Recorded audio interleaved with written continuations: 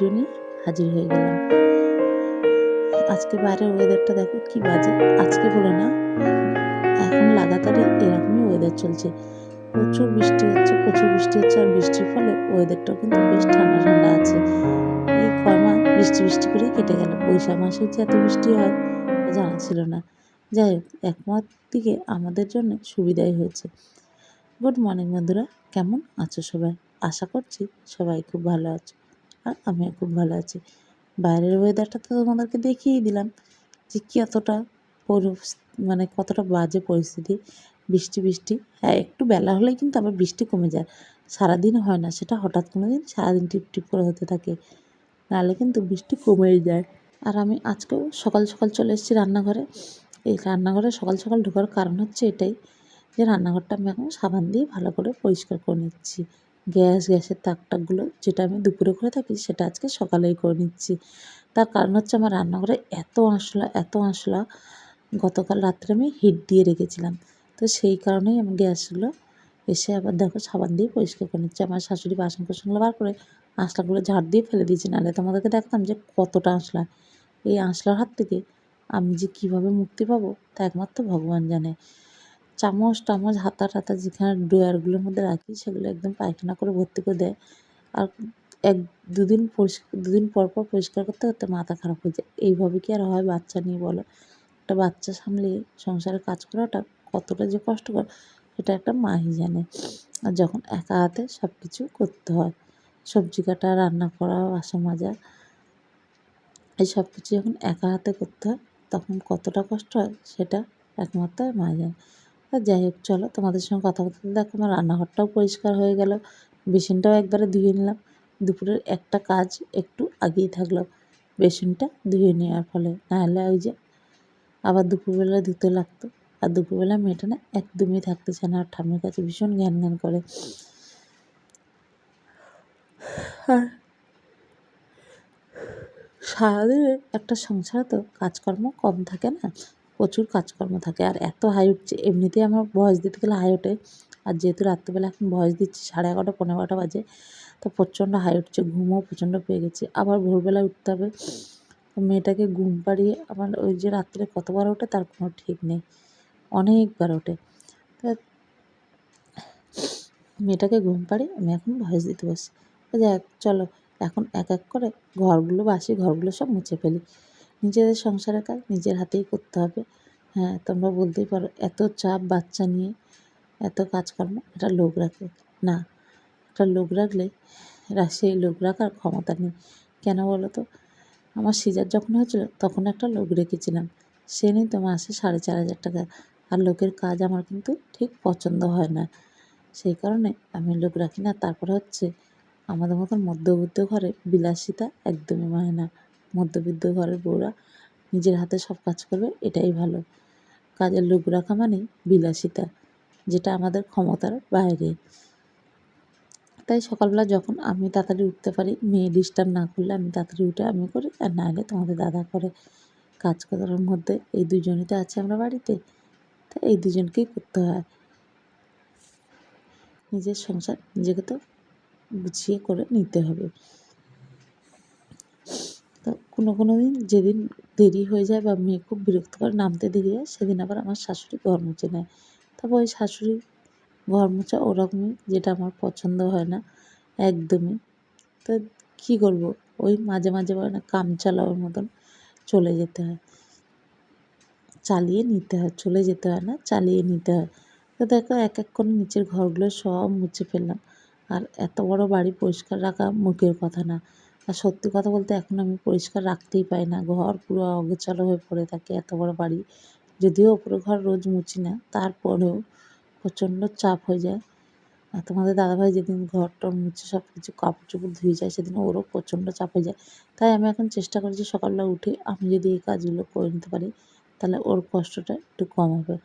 আর এরপরে চলে এসেছিলাম দেখো বাসন মাজতে। কত বাসন দেখছো, অসম্ভব পরিমাণে বাসন পড়ে আমাদের বাড়িতে, খুব বাসন পড়ে। তো যাই হোক, আমি বাসনগুলো মেজে নিয়েছি, মাজা হয়ে গেছে, আমি ধুয়ে নিচ্ছি। মাজাটা আর তোমাদের সঙ্গে শেয়ার করলাম না। চলো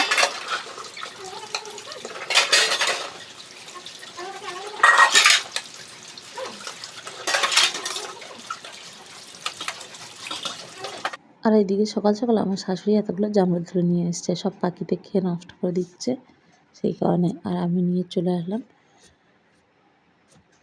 2 কাপ লাল চা আর মিল্ক বিস্কিট তোমাদের দাদাভাইয়ের। আর তোমাদের দাদাভাই যদিও লাল চা খেতে চায় না, তবে এই যে সকালে লাল চা করা ছিল, তাই লাল চা নিয়ে চলে আসলাম। আমি বিস্কুট দেখে হাঁচি, দেখুন বিস্কুট দেখে হাঁচি তো এক বিস্কুট দেখি দিকি মুখটা বিস্কুট দেখে কে হাঁচি দিচ্ছে।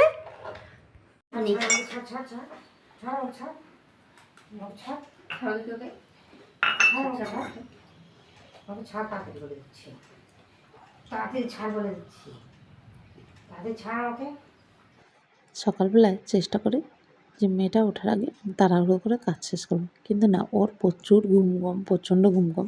দেখো আমি উঠে চলে গেছি, ও উঠে গেছে। যখন বাসন মাজছিলাম তখন দেখছো যে তোমাদের দাদাভাই নিয়ে বসেছিল ওকে। যাই হোক, বিস্কুট দেখে ও এত খুশি হয় কি বলবো, কিন্তু যেহেতু এখন ঘুম থেকে উঠেছে সকালবেলা, বিস্কুট খাওয়ার আর মুড নেই। তাই এখানে ছেলেও কফি খাচ্ছে, ব্ল্যাক কফি, চিনি ছাড়া। তো ও নোনতা বিস্কুট দিয়ে খাচ্ছে, যেহেতু ও ডায়েট করছে, তো নোনতা বিস্কুট দিয়ে ও ব্ল্যাক কফি খাচ্ছে। আর আমি এদিকে স্নান টান করে চলে আসলাম সিঁদুর পরতে। আমাদের বিবাহিত মেয়েদের যেটা ছাড়া একদম, স্নান টান করার পরে যেটা ছাড়া একদম ইনকমপ্লিট লাগে, সেটা হলো সিঁদুর আর টিপ। এই দুটো জিনিস যদি না থাকে, মনে হয় অনেক কিছু নেই। দুটো জিনিস থাকলে আর কিন্তু সাজার দরকারই পড়ে না। এই দুটো জিনিসে সাজ কমপ্লিট হয়ে যায়। চলো এখন বিছানাটা তুলে নিই। তোমাদের দাদাভাই মাম্মামকে ধরে আছে, বিছানাটা তুলে নিই। বিছানা তোমাদের দাদাভাই তোলে, হঠাৎ করে কোনো সময় দেরি হয়ে গেলে আমি তুলি। তবে আজকে যখন ও নিয়ে আছে, তাই আমি ভাবলাম বিছানাটা তুলেই ফেলি।